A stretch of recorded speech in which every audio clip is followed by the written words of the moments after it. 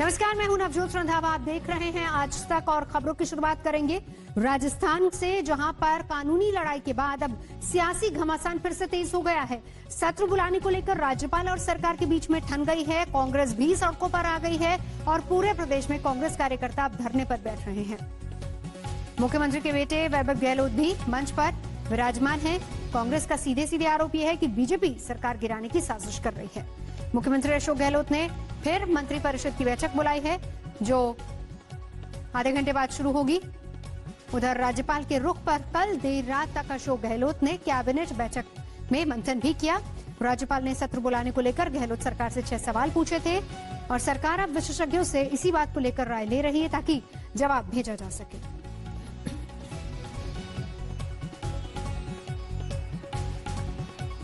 और इस बीच एक बड़ी खबर, लगातार देश में कोरोना के मामले बढ़ रहे हैं, लेकिन मध्य प्रदेश से जो खबर आ रही है वो ये कि शिवराज सिंह चौहान कोरोना पॉजिटिव पाए गए हैं। मध्य प्रदेश के मुख्यमंत्री शिवराज सिंह चौहान, जिनमें कोरोना संक्रमण मिले हैं, कोरोना पॉजिटिव पाए गए। टेस्ट कराया गया, टेस्ट के बाद कोरोना पॉजिटिव पाए गए हैं मध्य प्रदेश के मुख्यमंत्री शिवराज सिंह चौहान।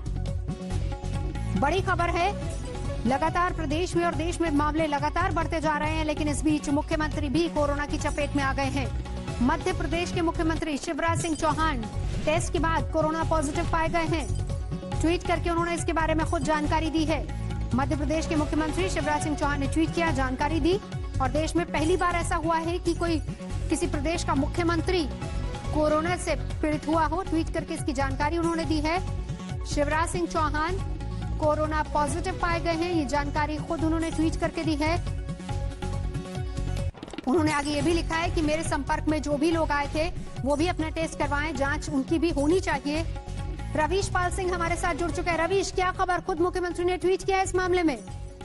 जी बिल्कुल, आपको बताएं कि ये जो एक सबसे पहले इसमें देखा जाए तो आज उन्होंने ट्वीट किया है, इससे 3 दिन पहले ही उनके साथ ही कैबिनेट की मीटिंग में शामिल हुए सहकारिता मंत्री अरविंद भदौरिया जो है वो सबसे पहले कोरोना पॉजिटिव हुए थे और 22 जुलाई को उन्होंने कैबिनेट की मीटिंग अटेंड की थी।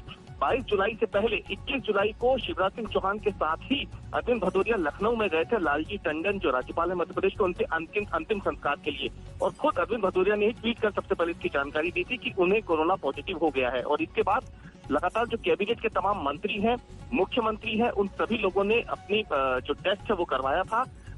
कुछ जैसे प्रदेश अध्यक्ष वीडी शर्मा जो है उनकी रिपोर्ट नेगेटिव आई, लेकिन मुख्यमंत्री शिवराज सिंह चौहान उनका भी टेस्ट हुआ था क्योंकि कैबिनेट की बैठक में वो भी शामिल थे अरविंद भदौरिया के साथ। और जब उनकी ये रिपोर्ट पॉजिटिव आई है तो खुद उन्होंने इसकी जानकारी छुपाने की बजाय सार्वजनिक करते हुए सोशल मीडिया के माध्यम से ये जानकारी दी है कि वो खुद अब कोरोना पॉजिटिव हो गए हैं। वो अब दूर रहेंगे, अगले कुछ दिनों तक वो आइसोलेशन में रहेंगे। और इस दौरान उन्होंने कहा है कि जो लोग उनके संपर्क में आए हो, क्योंकि खास तौर से मध्य प्रदेश में तमाम जो मंत्री हैं उनसे 1-to-1 चर्चा बीते 2 दिनों से शिवराज सिंह चौहान कर रहे थे। मध्य प्रदेश के ज्यादातर मंत्रियों से उन्होंने 1-to-1 चर्चा की है। इस दौरान अब वो सभी मंत्री जो हैं या तो आइसोलेशन में जाएंगे, क्वारंटाइन होंगे, या फिर वो भी अपना टेस्ट करवाएंगे। ये अब देखने वाली बात है, लेकिन ये एक बहुत बड़ी खबर, मध्य प्रदेश की राजधानी भोपाल में आज से ही 10 दिनों का लॉकडाउन भी लगाया गया है, जिस तेजी से संक्रमण बढ़ रहा है भोपाल में। और उसी बीच खुद मुख्यमंत्री का कोरोना पॉजिटिव हो जाना बता रहा है कि हालात जो है मध्य प्रदेश में सरकार भले ही दावा कर रही हो काबू में है, लेकिन ऐसा होता दिख नहीं रहा है। बिल्कुल, और इस बीच खुद मुख्यमंत्री ने ट्वीट करके इस बारे में जानकारी दी है कि वो कोरोना पॉजिटिव हैं, कुछ दिन के लिए क्वारंटीन रहेंगे, इलाज करवाएंगे और इसके अलावा उनके संपर्क में जितने भी लोग आए हैं वो भी जल्द से जल्द अपना टेस्ट कराएं। शुक्रिया आपका इस पूरी जानकारी के लिए रवीश।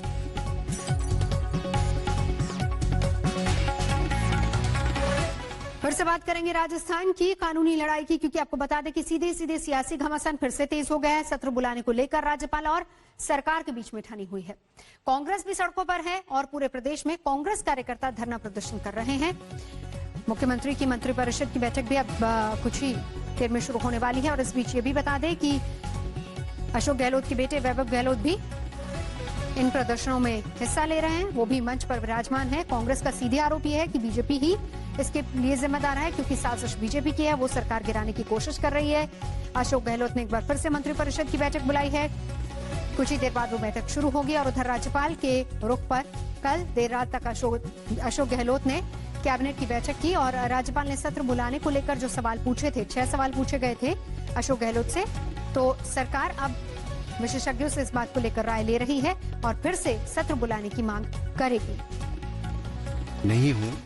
कैबिनेट की बैठक के संबंध में जो लोग कैबिनेट में हैं वही बता सकते हैं, लेकिन मुझे अपने स्तर से जो जानकारी है वो ये है कि महामहिम राज्यपाल महोदय ने जो उनके कार्यालय ने इस संबंध में जो जानकारी चाहिए और जो स्पष्टीकरण चाहे हैं उसके संबंध में मंत्रिमंडल की बैठक में विचार हुआ है और नए सिरे से प्रस्ताव अभी कैबिनेट में रखा जाकर अनुमोदित होकर कैबिनेट मेमो महामहिम राज्यपाल महोदय को भेजा जाएगा। 6 सवाल पूछे गए थे और 6 सवालों का जवाब खुद अशोक गहलोत ने विशेषज्ञों से पूछा है और फिर उसके बाद एक बार फिर से वो जवाब लेकर जाएंगे। किस तरह के सियासी रिएक्शंस आ रहे हैं वो भी देख लेते हैं जरा। मैं कहना चाहूँगा महामहिम राज्यपाल महोदय को, हम सब आ रहे हैं अभी एक साथ में राज्यपाल राजभवन के अंदर, उन सबसे सामूहिक रिक्वेस्ट करेंगे कि आप दबाव में किसी के नहीं आए। आपका संवैधानिक पद है, शपथ ली हुई है, अपनी अंतरात्मा के आधार पर शपथ की जो भावना होती है उसका आधार बना के फैसला करें, वरना फिर हो सकता है कि पूरी प्रदेश की जनता अगर राजभवन को घेरने के लिए आ गई तो हमारी जिम्मेदारी नहीं होगी। अशोक गहलोत जी अपने कैंप के लोगों का मनोबल बनाए रखने के लिए और अपनी हताशा को छुपाने के लिए इस तरीके की बातें करते हैं, लेकिन वो जो बात कर रहे हैं उससे एक बात बार बार स्पष्ट हो रही है कि उन्होंने बहुमत खो दिया है, संख्या बल पूरा नहीं है और इसलिए क्योंकि सीधे सीधे कांग्रेस में उनको चुनौती देने वाला बरसों बाद कोई नेता था तो वो पायलट ही हुए थे। तो इस बीच आपको ये बता दें कि कांग्रेस के तमाम कार्यकर्ता सड़कों पर हैं, लेकिन विधायक जो है वो अभी भी होटल में। और इस बीच आपको ये भी बता दें कि गणित क्या कहता है। यहाँ पर देख लीजिए, गहलोत खेमे के नंबर गेम की अगर बात कर ले तो कांग्रेस के पास 88, निर्दलीय 10 जो कि उनके साथ है, बीटीपी के 2 भी उनके साथ हैं, सीपीएम का 1 और कुल मिलाकर 101 है। हालांकि दावे से ज्यादा किए जा रहे हैं। कांग्रेस की तरफ से जब भी पत्रकार उनसे बात करने जाते हैं वो कहते हैं नहीं, हमारे पास बहुमत से कहीं ज्यादा आंकड़े उनके पास हैं। अब पायलट खेमे का क्या स्थिति है, नंबर गेम क्या है वो भी देख लीजिए। जो समर्थक हैं, अगर पायलट खेमे के समर्थक को हटा दिया जाए तो 88 का आंकड़ा उनके पास रह जाता है, यानी कुल सीटें 200 हैं, 101 का बहुमत जो है वो चाहिए होगा अशोक गहलोत को। और इस बीच आपको ये बता दें कि राज्यपाल ने 6 सवाल पूछे हैं और उन सवालों में पूछा ये गया है कि पहली बात तो ये कि कोरोना काल चल रहा है और ऐसे में किस तरीके से सत्र की इजाजत दी जा सकती है। इसी तरीके के तमाम सवाल अशोक गहलोत को पूछे गए हैं, जिनका जवाब वो संविधान विशेषज्ञों के साथ मिलकर तलाश भी रहे हैं। मुख्यमंत्री योगी आदित्यनाथ अयोध्या पहुंच रहे हैं। मुख्यमंत्री योगी आदित्यनाथ राम मंदिर को लेकर, भूमि पूजन को लेकर किस तरह की तैयारियां चल रही हैं उसका जायजा लेंगे। दोपहर में योगी आदित्यनाथ का कार्यक्रम है अयोध्या पहुंचने का और सबसे पहले खबर ये आ रही है कि वो हनुमानगढ़ी जाएंगे और फिर राम मंदिर परिसर में भी जाएंगे।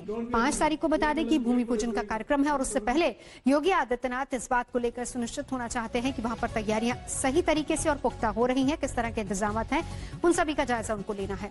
तो 5 तारीख को मंदिर का भूमि पूजन होना है। प्रधानमंत्री मोदी का ये प्रस्तावित दौरा है, वो भी अयोध्या पहुंचने वाले हैं 5 तारीख को और ऐसे में आज मुख्यमंत्री का ये दौरा काफी अहम है। भव्य राम मंदिर का भूमि पूजन 5 अगस्त को तय है।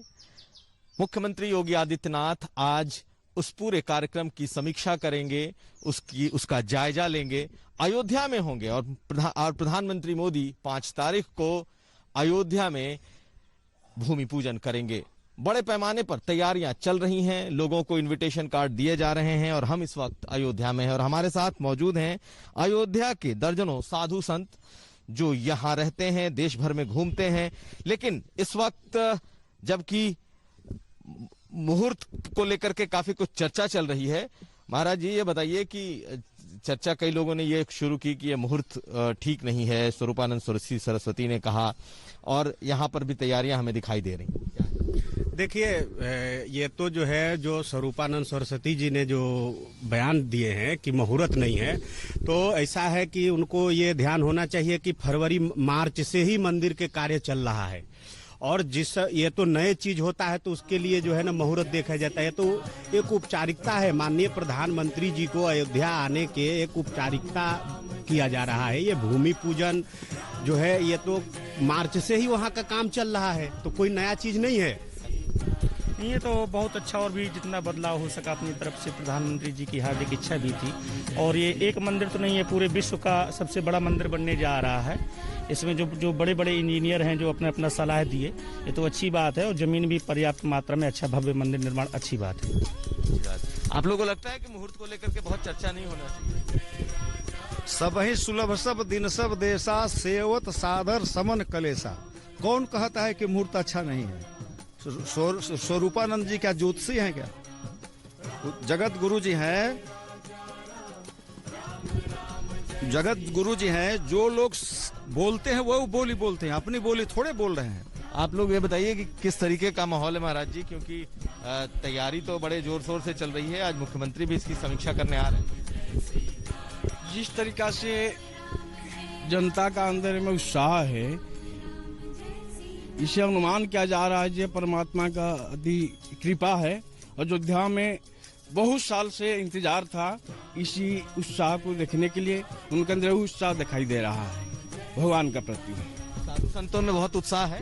बिल्कुल उत्साह है, सब हम लोग खुश हैं। साधु ही संत ही, यहाँ के अयोध्या के सब लोग, पूरे देश ही खुश है। आप कहाँ से हैं? अयोध्या जी से ही हैं। तो आप लोग भी उसके गवाह बनेंगे 5 तारीख को। 5 तारीख को जो मंदिर का ये भूमि पूजन किया जा रहा है जी। साधु संत यहाँ पर अयोध्या में हैं, ये खुश हैं कि इनकी बातें मान ली गई हैं। ट्रस्ट ने भी मान ली है। जो पुराना विश्व हिंदू परिषद का मॉडल था। नमस्कार, मैं हूं अंजना ओम कश्यप। हमें उम्मीद है ये वीडियो आपको पसंद आया होगा। लेटेस्ट खबरों के लिए यूं ही देखते रहिए आज तक, और इस वीडियो के पसंद आने पर लाइक, शेयर एंड सब्सक्राइब करना ना भूलें।